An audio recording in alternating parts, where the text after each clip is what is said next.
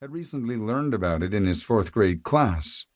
What a proud moment for him when he was able to casually tell his teacher that not only had he heard of the cat, he had just seen it in person on a visit to Marco Island. Knowing that Florida public schools are now teaching kids like Keaton about Florida's Native American history and heritage at an age 12 years younger than I was when I first learned about it, brings with it the satisfaction of realizing that progress has been made toward educating new generations of Floridians about the diverse peoples who lived, worked, and played here before them. I am hopeful that trend will continue, for there is still plenty more work to be done. In compiling this object biography, I wholeheartedly acknowledge my own deficiencies in interpreting the cat's original purpose. This book is intended as a summation of the already numerous interpretations applied to it, including some of my own. I am hopeful that some of the speculative threads I have laid out in the chapters of this book will be pulled upon by future researchers, reducing many pages of theory into concise and provable scientific facts. Perhaps this book might also offer a model by which to engage the public with material culture studies. The reader will probably notice that I included quite a lot of information not pertaining directly to the cat, but indirectly affecting its existence. Hopefully, after listening to this book, the listener will be more well informed not just on the cat, but also on the various contexts in which it partook. Introduction.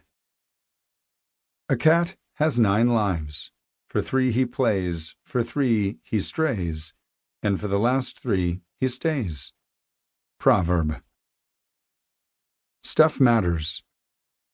A single object can change people's lives.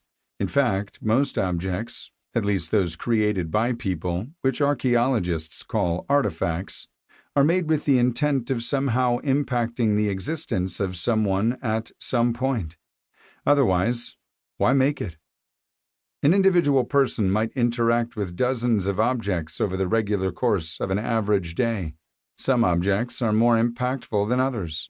Most objects, if intended to be impactful or useful, are not meant to be life-changing. Fewer actually are. Utilitarian objects, from toothbrushes to tourniquets, change lives every day. An object need not be large to be life-changing. A syringe, depending on its contents, can save a human life just as quickly as it can end one. An ink pen might be responsible for the contents of a historical document. Objects can be significant not just for what they do, but also for what they represent. Yet, despite the seemingly significant roles such objects might play in the lives of people, they are largely disposable, due in part to their utilitarian nature, mass availability, and replaceability.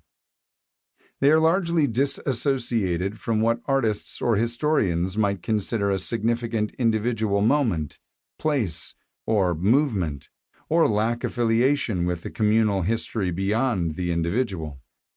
Rarer in human life are the objects that, regardless of their direct or indirect importance to an individual or group, are intentionally preserved beyond the extent of their normal lifespans.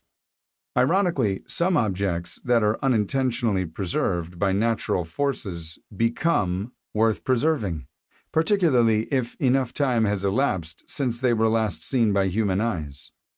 This is frequently the case in archaeology, geology, and paleontology. In material culture terms, the very human practice of accumulation and preservation is called collecting, and has been conducted by individuals and groups for millennia.